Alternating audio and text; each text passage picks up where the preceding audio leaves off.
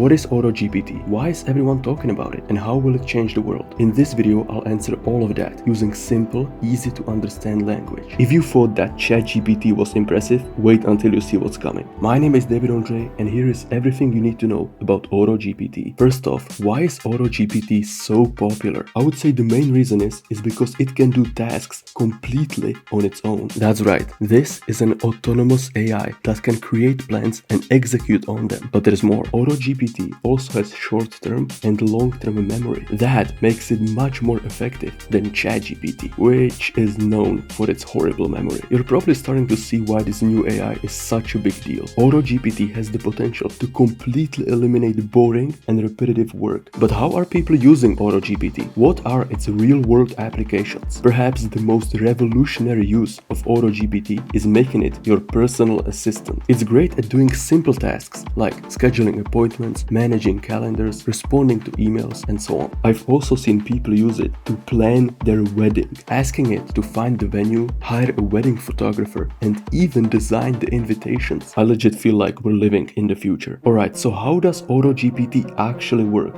And in what ways is it different from ChatGPT? AutoGPT utilizes the latest language model from OpenAI, GPT-4, but the way AutoGPT is structured is actually genius. This might look complicated, but it's surprisingly simple. There are three main AIs that work together. First, there is a task creation agent, which adds new things to the task queue. Then you have a task prioritization agent, cleaning the task lists and prioritizing the most important things. And lastly, there is the execution agent, whose job is to actually do the work. This unique structure is what makes AutoGPT so impressive. And as far as ChatGPT goes, it can't really compare. First off, it doesn't have the ability to create a plan and execute on it. AutoGPT, on the other hand, only needs to know your goal. Once it knows what you want, it will immediately get to work. AutoGPT also has access to the internet, meaning it can look up the latest information, download images, and even output audio. It's also much better at multitasking than ChatGPT. You can give it up to 5 goals at a time, which is pretty crazy. But there are also some serious dangers related to AutoGPT.